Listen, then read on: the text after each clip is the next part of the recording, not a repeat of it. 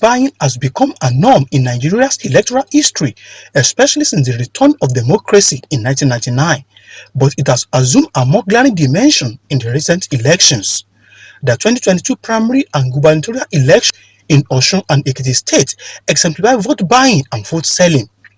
According to reports, delegates to the primaries of the two major parties, the PDP and the APC, were paid thousands of dollars to induce them to vote for certain candidates. The situation took a dramatic turn in Osun, where officials of the Economic and Financial Crime Commission arrested some individuals for buying and selling of votes. Seemingly, the manipulation of votes and hijack of ballot boxes has gradually given way to material inducements. One factor behind this shift is the commitment of the Independent National Electoral Commission to enhancing the efficiency of the electoral process.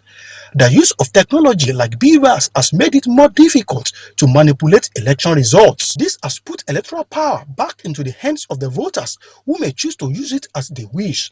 Agreeing to sell their votes or refusing to do so is a personal option. It is trite to say that if you sell your votes, you've sold your right to ask questions if bad administrators or bad leaders are elected. So the simple answer is, don't at any time sell your votes. If I have to take money from you to vote against my conscience, that means whatever you do within that realm of 4 years, I must not complain.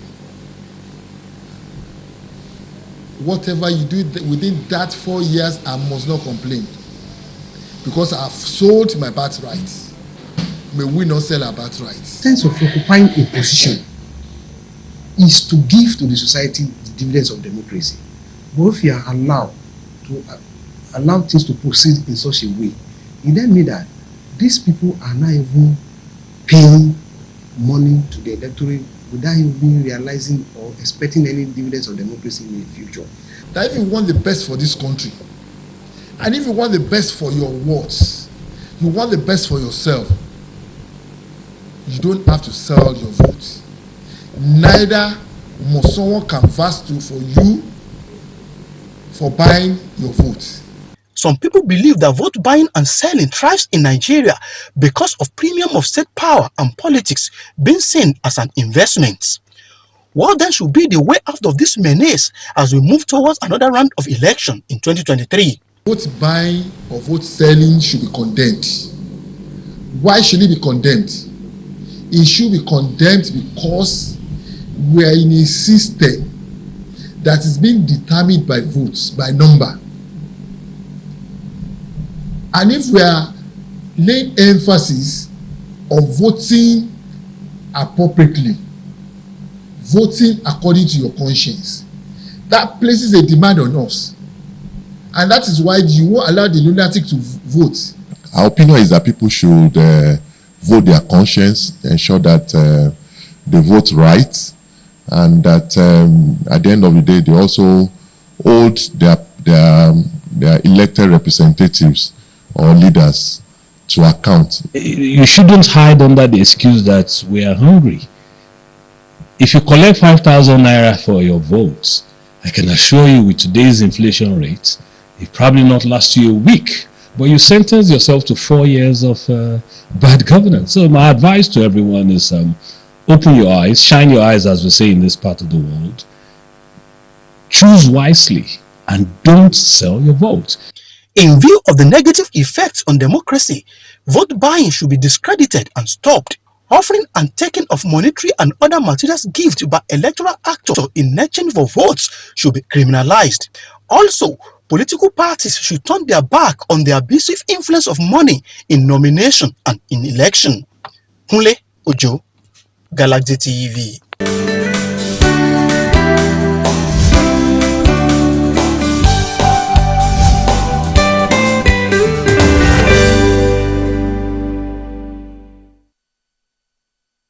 Alright, yes, you're welcome back, and of course on to the next topic, voters trading, or vote trading rather, where you buy a vote or you sell your vote, whichever one it is. Okay, first of all, before we go into that, I want to wrap up the role of ad hoc staff. We have some viewers that have a question, which and also a suggestion too. This one says, good afternoon, lady and gentlemen. The penalty for airing ad hoc staff is not severe enough to serve as a deterrent. Ad hoc staff should be made to produce a guarantor in case of any anomaly. Politicians can easily let defaulting ad hoc staff out of the justice system until there is consequence for every action. Electoral malpractices will not abate. This is Professor Chooks from Abuja. What would you have to say to this? Very well. I agree with him absolutely. We should make the penalty stiffer. Some persons tend to get away with some of these actions. And one of the things also I will need to say is that the ad hoc staff should not be subservient to the politician. It's not they are not serving the politicians, they are serving the nation. So, but you know, it's very quick to want to bend the rules here. People are not disciplined. Yet people should be disciplined even in their poverty. Poverty can be dignified. Yeah, because it's a temporary situation. Yes, no condition is permanent. So a Nigerian who say, because I am poor, that's the reason I want to sell my vote, is an act of insubordination. For me, it is forbidden. Such person should, if caught, should be made to face stringent penalties. And that you see, people don't know that their little actions go a long way in the national consequences. You don't have to trade your vote. It is not among the items or chattels you are supposed to sell or buy. It's supposed to be something of dignity. It's supposed to come with your human dignity. You carry yourself proper. Poverty is not an excuse as far as I'm concerned, because whatever they are offering you anyway will still make you poor. Just like one of the interviewers talking, they said that if you're giving 5,000 naira now, yes, it won't even last you 1 week and it's gone. Me, I'm even saying 1 day. Yeah, it won't go anywhere. It won't go anywhere. So it's not an excuse. You won't die if you don't think. I mean, and by the time you reject this money, the politicians will get frightened. Of course, they will definitely sit up to. Yes, they will get frightened, and they will know that it's no longer business as usual. Another one says, do ad hoc staffs vote? Do they vote during elections? Well, during elections, it is improbable that they vote, because usually when you register in a polling unit, okay, I mean, the polling unit, you are expected to register in a polling unit close to you, close to your location. And I don't think they are posted to places close to them during the election. So it may not be possible for them to vote, because on that day, they will be, of course, they are also performing function. They are making sure that other persons, just like journalists, on that day, journalists will be reporting the story. Sometimes some will be in the studio with analysts analyzing the elections as the activities are pouring in and all that. Those journalists may not be able to vote. So, first of all, journalists are not even part of the public. That is what we're told.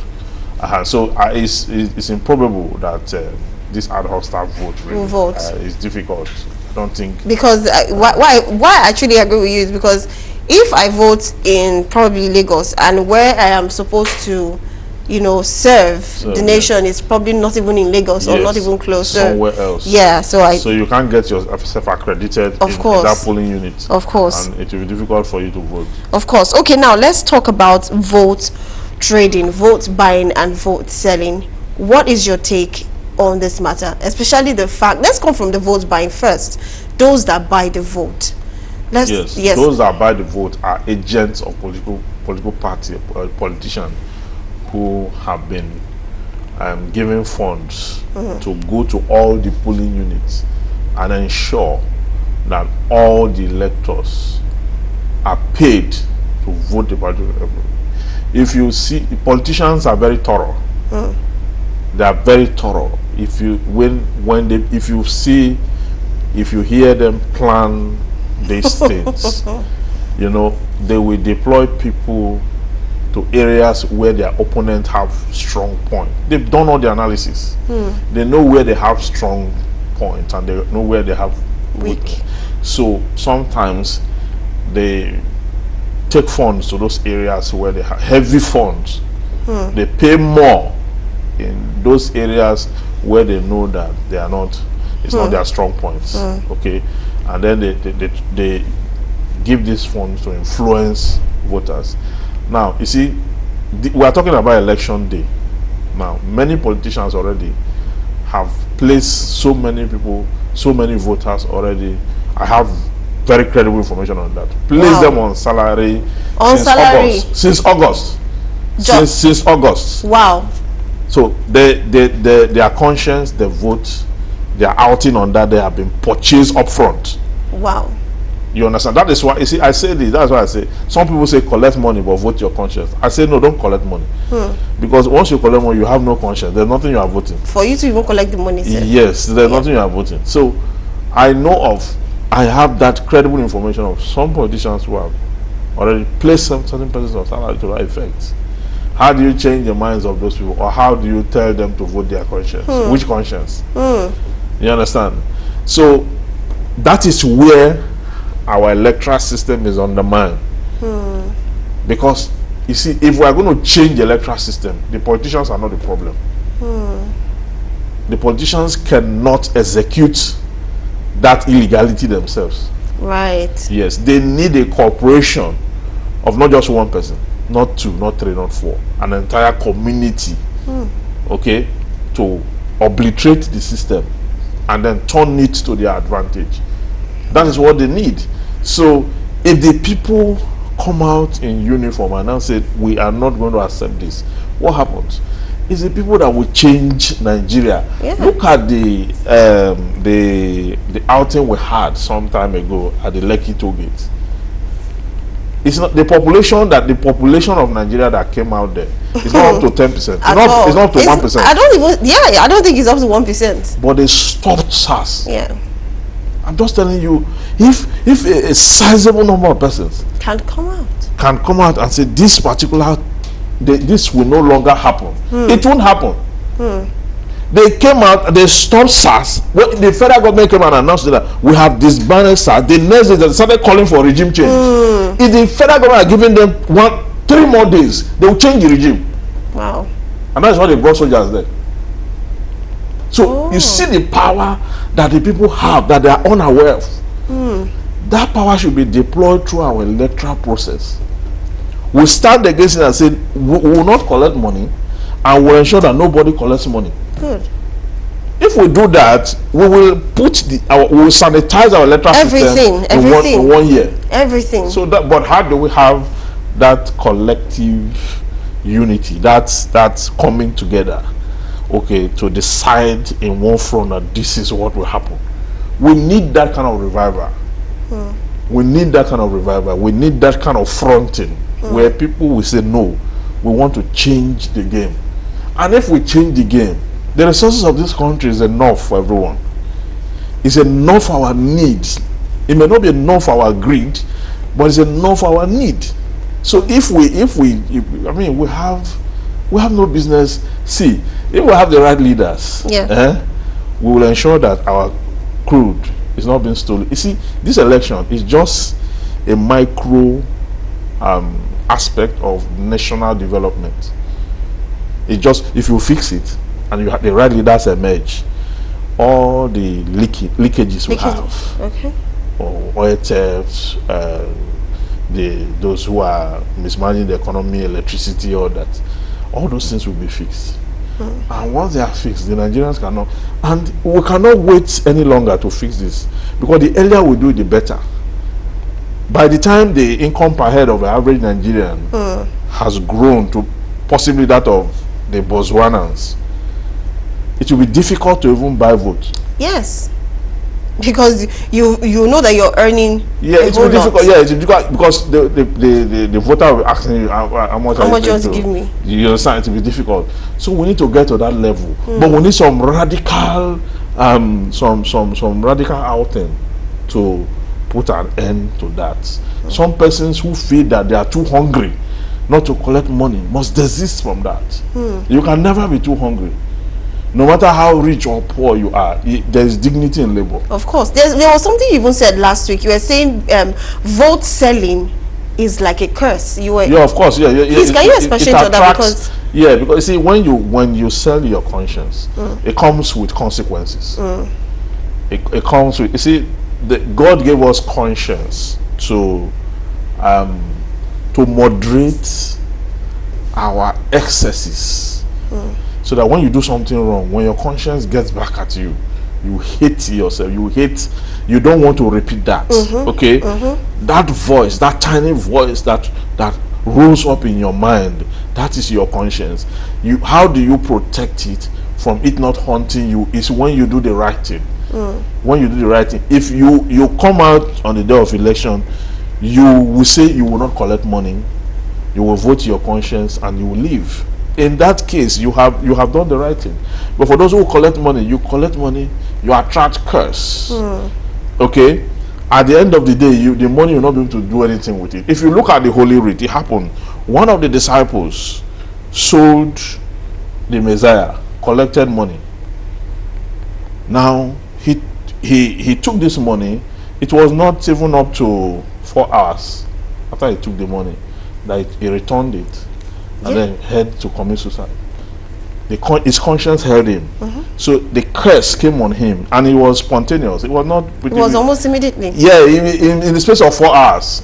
You know, the bad part of that side of where he dropped the money, the people that even picked the money, they didn't use it to do something good. No. They went and bought a field, and they turned it to a cemetery. Yes, and they call it the field of blood. Imagine. And that is, you see, because it's a proceed of crime. Do you understand? When you collect money, that's proceed of crime. And in Nigeria, we have a law against that. Okay, and that proceed of crime is part of money laundering. If you collect money to vote, it's money laundering. It's money. That's the truth. It's money laundering. So, get ready for the consequences when you are caught, because definitely you will be caught this time around. Okay, and the penalties are severe. Okay, I want you to actually help talk to the people when it comes to, because we can't say this enough. This, don't sell your vote. Can you help us? Tell them why. I want to talk. First of all, I want to talk to the politicians. Please don't bring money to come and buy votes. Votes are not meant for sale. Okay, you understand? Votes are not meant for sale, because if the buyers are not there, the sellers will not sell, and vice versa. If those who want to sell, if they cannot find buyers, they too will not sell. There will be nothing to sell in the first place. Okay, so on both sides, it should be mutual. Both sides should decide today what they want to do for national development, for national transformation. If the politicians really believe that it's going out there to change the course of the people, he need not fear whether he will win or lose. True. He needs not, because if he's going to serve, why should he purchase the civic responsibility or the civic responsibility of the people to get himself there? So when they do that, the reason we are shortchanged is because when they get money to buy votes, when they get into office, they take the resources to go and offset the loan they took, which they shared, or they take to go and replace that money. And after they replace that money, the next thing they do is to embezzle every other, because you have been settled, the people have been settled as far as they are concerned, and you have what we have today: underdevelopment, no public health care, no electricity, no water, nothing. The naira is full. Everything is educational system. Yeah, the educational system is collapsed. Okay, you cannot pay the lecturers, you cannot pay the teacher. You now have bad governance. So it is this indiscipline that is fueling bad governance. So if we can work on ourselves, because see, we sit down and complain that the politicians are dealing with us. We contributed to it. They are part of us. They came and introduced illegality. We bought it. Look, during the primaries, did you see what happened during the primaries? People were being paid $25,000. People collected money, bought cars, brought it to the social media. to show Nigerians that this is the proceed of crime. We use it to buy cars. And Nigerians endorsed it. You see this election? You see this election? 2023, it has been compromised already. 2023 election started this year during the primaries. Look at the outcome. Look at the political parties. Look at their presidential candidate. Look at the outcome. If PDP, for example, had done a free and fair primaries, will you have that outcome? Okay, let's not mention political parties. No, I'm just giving you an example. Okay. I will call all of them. No need. Let's not mention any. If I call all of them, it becomes balance. There's no need to mention any political party. I'm just saying, I'm not giving an example that if they did not buy votes, see, me, I don't know how to be diplomatic. I say things the way they are. If they did not buy vote during the primaries, we will not have the kind of outcome we have. And you see how money they spend. When they get in, they are going to take national income to replace it. So there will be nothing for the our budget. We have a huge chunk of it as recurrent expenditure. What is left for capital expenditure is not up to 30% at all. So if they now from that 30%, because your current is stable, salaries, all that running costs. If from that 30% that's left or 20% that's left, they take almost 80% of it to replace the money that is. What are we going to be doing in 2023? There's almost nothing remaining. So that is the implication, so that the listener will understand that if you collect money, this money you are collecting, the person who is giving it to you is going to collect. He's going to take it back someday, and it's going to be a problem. Okay.